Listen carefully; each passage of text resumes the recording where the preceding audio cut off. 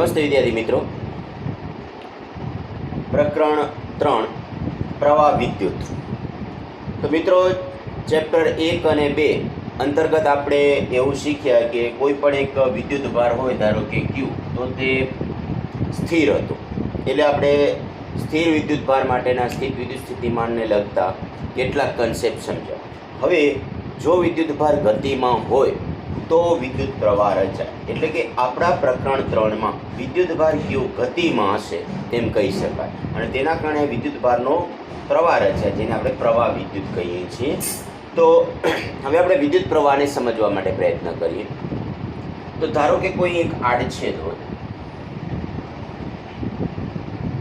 હવે આ આડછેદમાંથી Q વિદ્યુત ભારનો જથ્થો, કોઈ એક આડછેદમાંથી Q વિદ્યુત ભારનો જથ્થો t સમયમાં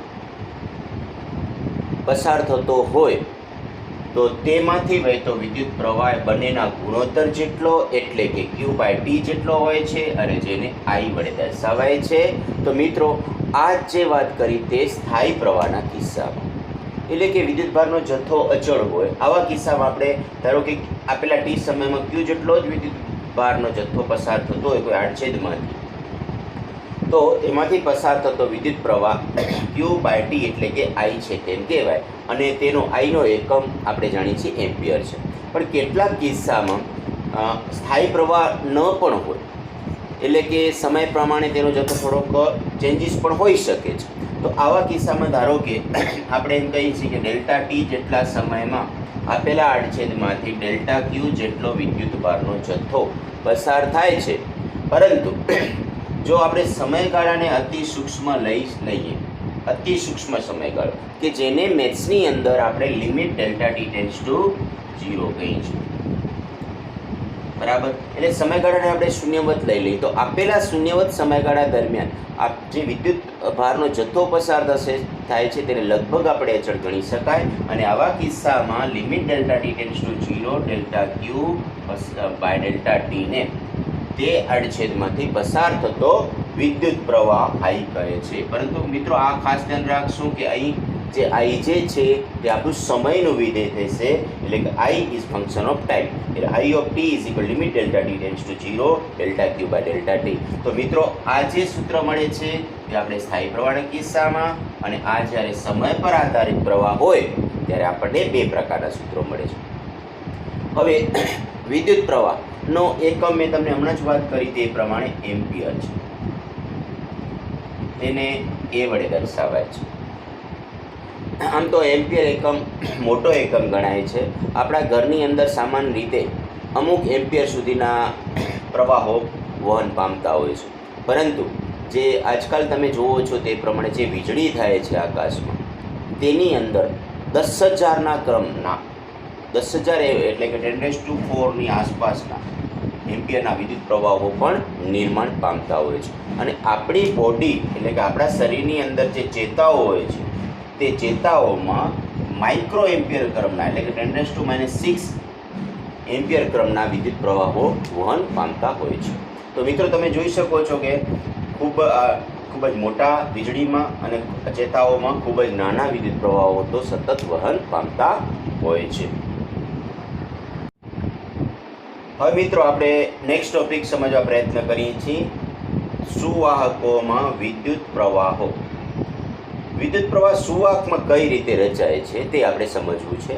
તો સૌપ્રથમ આપણે ધારો કે આપણી પાસે એક આ સુવાહક પદાર્થ છે, તેની બે પરિસ્થિતિ વિચારીએ છીએ. એક પરિસ્થિતિમાં વિદ્યુત ક્ષેત્રની ગેરહાજરી છે, અને બીજી પરિસ્થિતિમાં વિદ્યુત ક્ષેત્રની હાજરી છે. તો વિદ્યુત ક્ષેત્રની ગેરહાજરી હોય કે હાજરી, આપણે જાણીએ છીએ કે સુવાહક પદાર્થની અંદર મુક્ત ઇલેક્ટ્રોન હાજર હોય છે. પછી વિદ્યુત ક્ષેત્ર હાજર હોય કે ન હોય એની સાથે તેને કોઈ સંબંધ નથી, પરંતુ આ ઇલેક્ટ્રોનની હાજરી, આ ધારો કે ગેરહાજરી છે, અત્યારે આ વિદ્યુત ક્ષેત્રની ગેરહાજરી છે, મુક્ત ઇલેક્ટ્રોનની હાજરીના કારણે મુક્ત ઇલેક્ટ્રોન કોઈ પણ પ્રકારના ચોક્કસ ડાયરેક્શન વિના ગતિ કરે છે.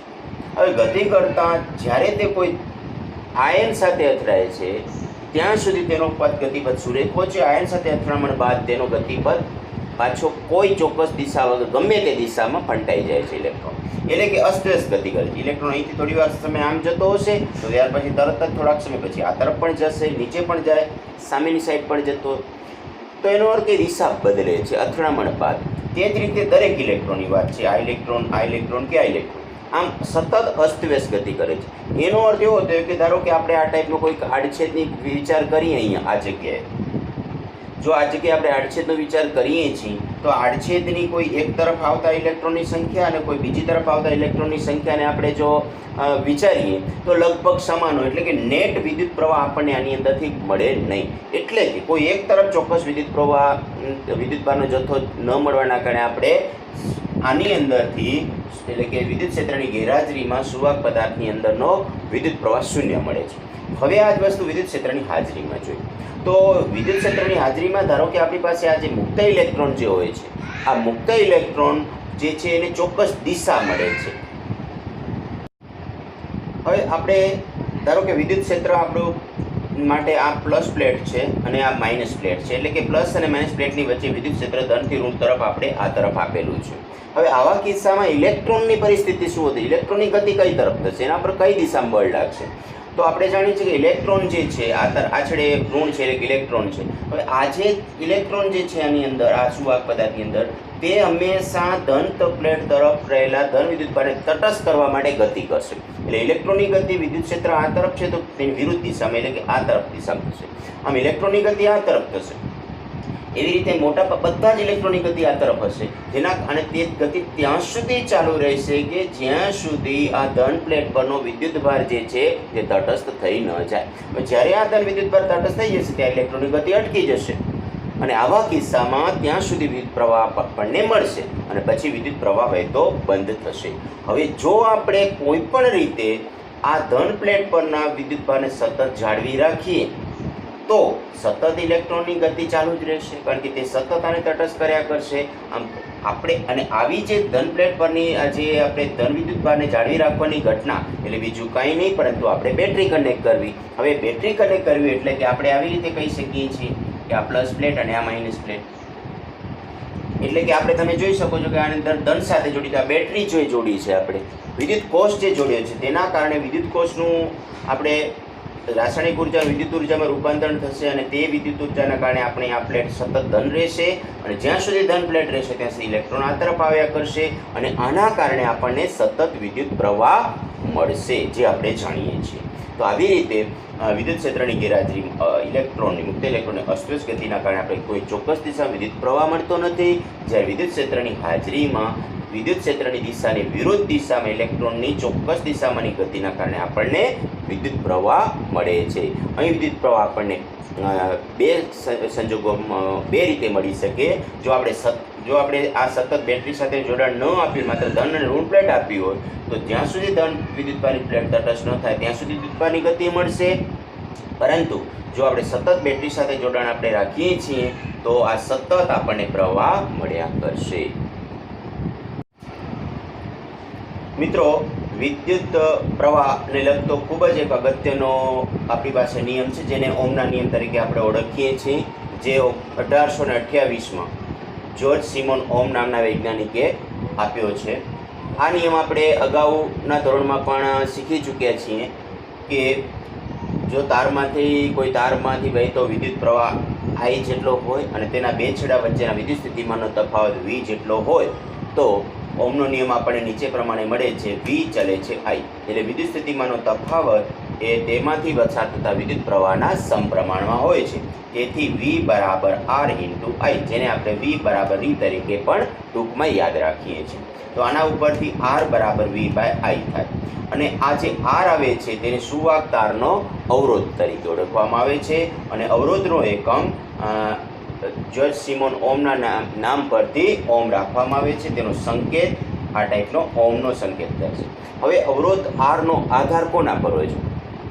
તો અવરોધ આરનો આધાર સામાન્ય રીતે જે દ્રવ્ય છે, દાખલા તરીકે મારા હાથમાં સ્કેલ છે તો તે સુવાહક છે તો તેના અવરોધ પર, તેનો અવરોધ કેટલો હશે તેના પર પણ આધારિત છે. એટલે દ્રવ્ય પર તો આધારિત છે પણ દ્રવ્યના પરિમાણ પર પણ આધારિત છે. આની લંબાઈ કેટલી છે, આની પહોળાઈ કેટલી છે, આની ઊંચાઈ કેટલી છે, એટલે કે આપણે એના પરિમાણ પર પણ તેનો આધાર હોય છે. તો હવે આપણે તેના પરિમાણ પર કઈ રીતે આધારિત રાખીએ છીએ તે પણ સમજીએ. હવે મિત્રો દ્રવ્યના પરિમાણ પર અવરોધ કઈ રીતે આધાર રાખે છે તેને આપણે સમજવા પ્રયત્ન કરીએ. તો મેં તમને અહીં બે આકૃતિ દોરી બતાવી છે, એ અને બી. હવે ધારો કે એ આકૃતિમાં એક આપણી પાસે લંબઘન રહેલો છે જેની લંબાઈ L છે, આડછેદનું ક્ષેત્રફળ A છે અને તેના બે છેડા વચ્ચેનો PD એટલે કે પોટેન્શિયલ ડિફરન્સ એટલે વિદ્યુત સ્થિતિમાનનો તફાવત ધારો કે V છે. તો ઓહમના નિયમ અનુસાર આપણે જાણીએ છીએ કે R બરાબર V/I એટલે કે PD બાય પ્રવાહ.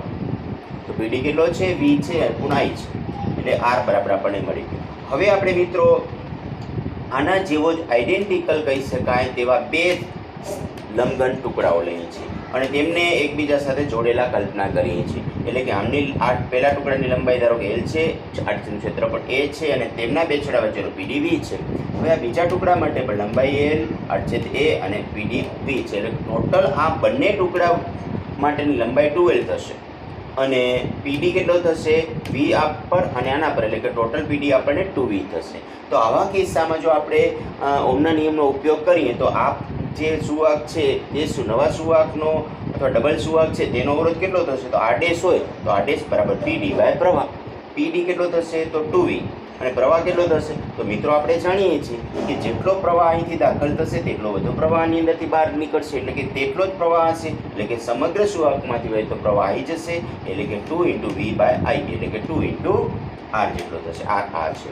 તો આવી રીતે કહી શકાય છે કે લંબાઈ વધારતા આડછેદ બધું સરખું હતું, લંબાઈ આપણે બમણી કરી તો અવરોધ પણ શું થઈ ગયો?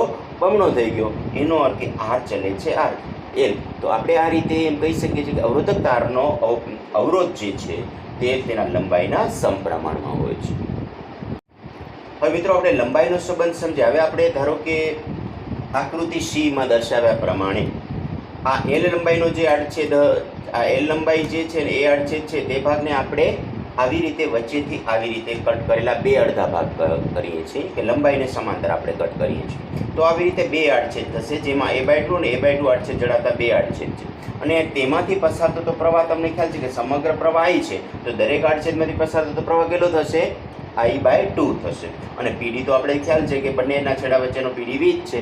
તો આવી સ્થિતિમાં આ C ભાગમાં દર્શાવેલ આકૃતિ જે દર્શાવી છે તેનો અવરોધ ધારો કે R ડબલ ડેશ હોય તો R ડબલ ડેશ બરાબર ઓહમના નિયમ અનુસાર શું છે?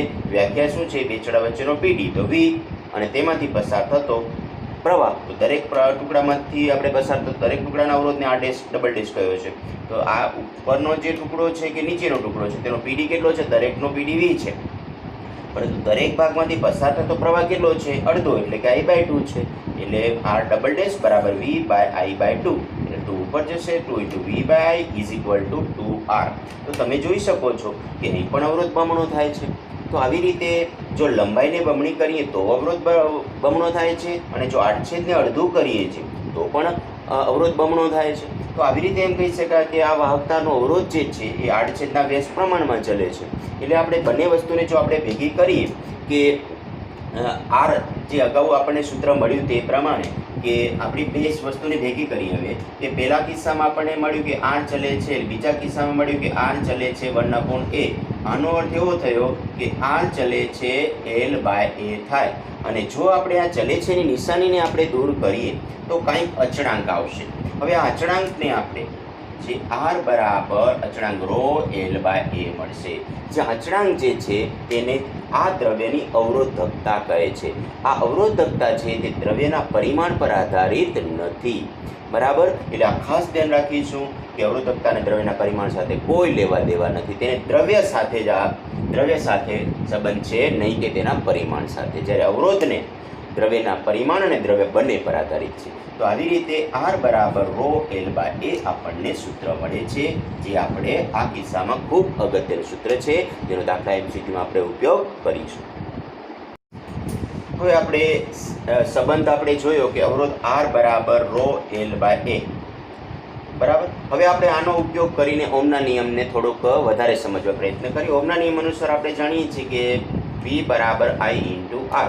હવે આરનું સૂત્રનો આપણે આ ઉપયોગ કરીએ ρL/A, તો આની જગ્યાએ ρL/A I/A આપણે કરીએ છીએ તો ઇન્ટુ રો એ. હવે I/A જે છે તે આપણે એક નવી ભૌતિક રાશિ તરફ લઈ જાય છે અને નવી ભૌતિક રાશિ બીજું કંઈ નથી પરંતુ વિદ્યુત પ્રવાહ ઘનતા છે. હવે આ વિદ્યુત પ્રવાહ ઘનતા શું? તો એકમ ક્ષેત્રફળ દીઠ પ્રવાહને લંબ રૂપે વહેતા પ્રવાહ એટલે કે I/A ને વિદ્યુત પ્રવાહ ઘનતા J વડે દર્શાવાય છે, જેને વિદ્યુત પ્રવાહ ઘનતા J કરીએ છીએ, J ઇન્ટુ રો એલ. તો આપણને જમણી બાજુ મળે છે J ઇન્ટુ રો એલ. હવે આપણે એ પણ જાણીએ છીએ કે PD એટલે પોટેન્શિયલ ડિફરન્સ જે છે એને વિદ્યુત ક્ષેત્ર સાથે સંબંધ છે.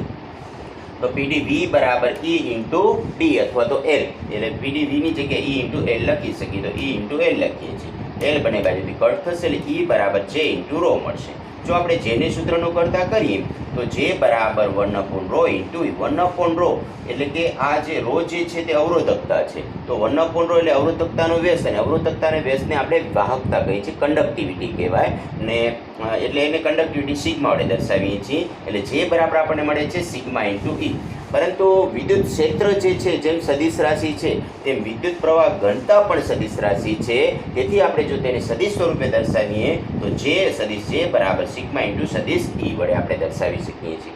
તો આવી રીતે આપણે વિદ્યુત ક્ષેત્ર J અને વિદ્યુત પ્રવાહ ઘનતા વિદ્યુત ક્ષેત્ર E અને વિદ્યુત પ્રવાહ ઘનતા J વચ્ચેનો સંબંધ મળે છે, J બરાબર સિગ્મા ઇન્ટુ E.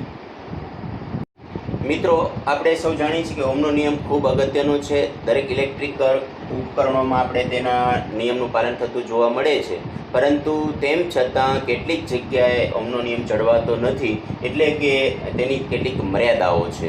અને મિત્રો, તમને જણાવી દઉં કે જો આ મર્યાદાઓ આજે જે આપણે મર્યાદાઓ સમજશું, આ મર્યાદાઓ ના હોત તો આજે ટેકનોલોજીનો જે વિકાસ થયો છે તે વિકાસમાં આપણે કેટલીક જગ્યાએ આપણને ઉણપ દેખાય. એટલે કે ટેકનોલોજીનો આટલો ઝડપથી વિકાસ થયો છે તે વિકાસ પાછળ ઓહમના નિયમની મર્યાદાઓ પણ જવાબદાર છે. ચલો આપણે સમજીએ કે આ મર્યાદાઓ શું છે. તો સામાન્ય રીતે V એ Iના સમપ્રમાણમાં હોય છે તે આપણે જાણીએ છીએ, પરંતુ સુવાહકના કિસ્સામાં મોટા પ્રવાહ માટે કેટલીક વખત આ V એ Iના સમપ્રમાણમાં રહેતું નથી. જેમ કે V વિરુદ્ધ Iનો આલેખ દર્શાવ્યો છે, તૂટક રેખા જે દેખાય છે તે V વિરુદ્ધ Iનો આલેખ છે, તે સમપ્રમાણતાનો છે, પરંતુ જે સળંગ રેખા દેખાય છે તે કિસ્સામાં આપણને V વિરુદ્ધ આ V ચલે છે I સંબંધ જળવાતો નથી. ખૂબ મોટા પ્રવાહ માટે ત્યાં ઘણા બધા કોમ્પ્લિકેશન ઊભા થતા હોય છે.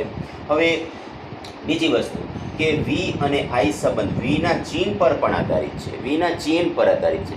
હવે આ વસ્તુ ઇલેક્ટ્રોનિક્સની અંદર આ વસ્તુ આવે છે. ડાયોડ કે જેવા સાધન જે હોય છે આપણે જેનો અભ્યાસ આપણે ચેપ્ટર 14માં કરીશું ત્યારે આપણે વધારે સમજીશું. અત્યારે તમને માહિતી આપી દઉં તો ધારો કે I વિરુદ્ધ Vનો આલેખ આપ્યો હોય અને જો આપણે વોલ્ટેજને વધારતા જઈએ તો આ આલેખ કંઈક અંશે આપણને આ પ્રકારનો મળે છે, વક્ર મળે છે.